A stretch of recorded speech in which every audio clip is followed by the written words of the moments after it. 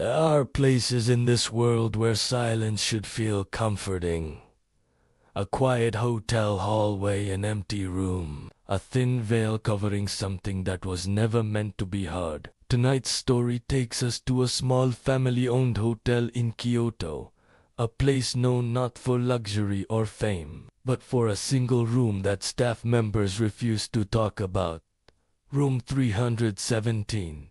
In 2019, something strange happened inside this room. Phone calls began coming from room 317 even though it had been unoccupied for months, and its telephone line had been physically disconnected. What started as a simple technical anomaly soon turned into something far darker, a series of nightly calls that grew more desperate, more terrifying, and more impossible to explain. This is the full unfiltered story of the night caller of room 317.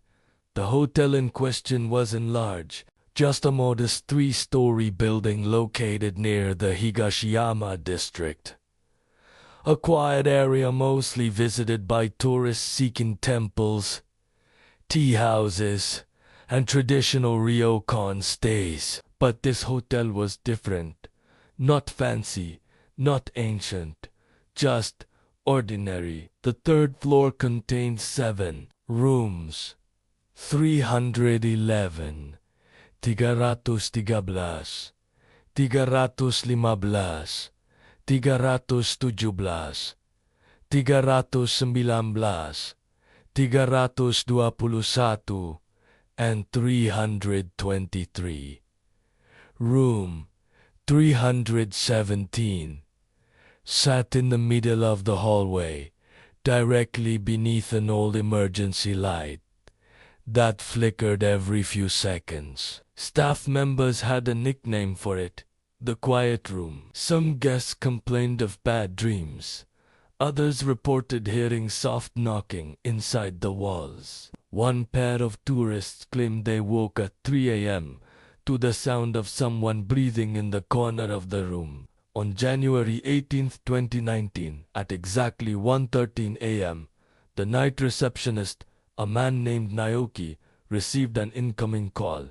The call was coming from room 317. Front desk, how can I assist you? Silence. Then a faint sound, a slow, heavy breathing, not aggressive, not panicked, just steady, almost rhythmic. Still nothing. Naoki filed a short note about possible prank call line malfunction and went back to his tasks. The next morning, a hotel technician inspected the room and made a discovery that would become the foundation of the entire mystery. The phone in room 317 had been disconnected for 3 months. Not turned off, not malfunctioning. The cord was cut and tucked behind the furniture. So who, or what, was calling? The following night, at the exact same time, 1:13 a.m., the phone rang again. Room 317.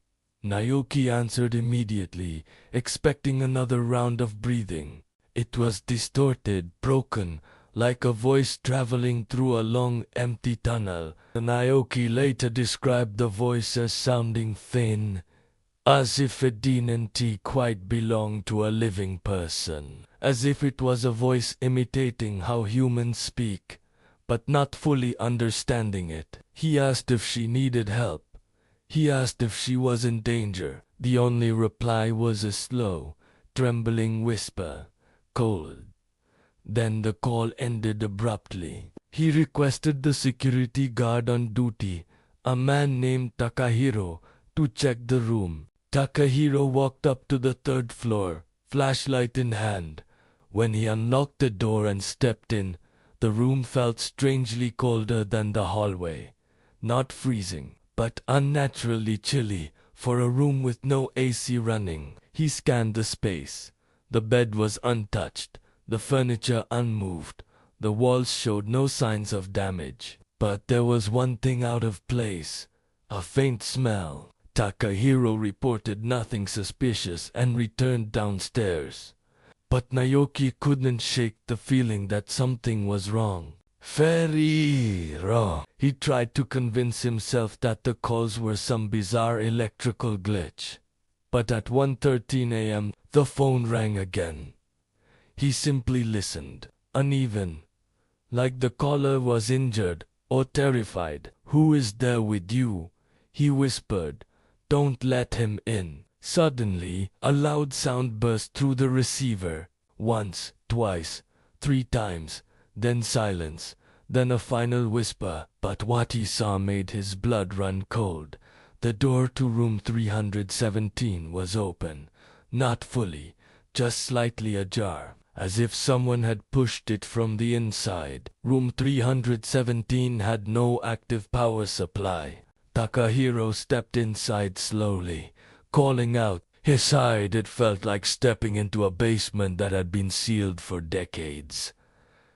Except for one detail, had its receiver slightly out of place, as if someone had just put it down. Room 317 had a past, not a dramatic one. Back in the late 1980s, a woman stayed in room 317 for 3 nights. She was traveling alone.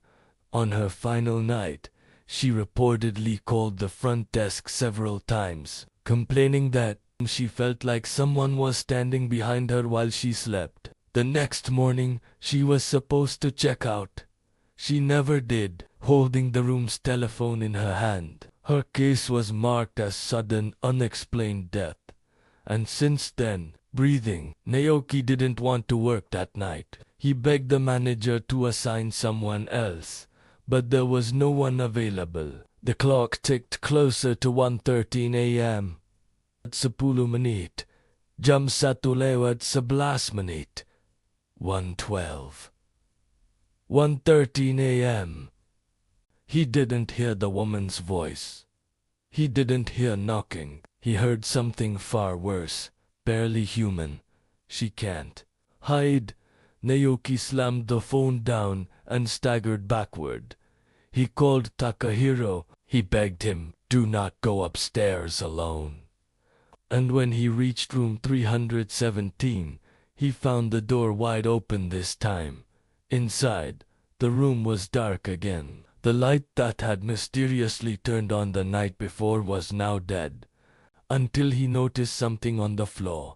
The telephone moved to the center of the room, as if someone had placed it there deliberately. Just beside it was a small puddle of water, cold, perfectly still. The perfume smell was stronger tonight, the manager decided. Lock it permanently. By morning, room 317 was sealed shut. You might think the story ends there, that once the room was closed, the call stopped. But they didn't. For nearly a year after sealing room 317, the front desk received the same call at 1:13 a.m. Even after the hotel replaced their entire phone system in 2020, new staff, who had never heard the story, began asking, "Why do we keep getting calls from a room that doesn't exist anymore?" Some nights, the ringing would be faintly heard behind the locked door of room 317, as if a phone inside was trying to reach somebody. 1. The ghost theory. 1980s never left the room. 2. The time loop theory, a moment involving fear. 3. The intruder theory, and that the whisper "don't let him in" was literal. Maybe her last moments weren't peaceful.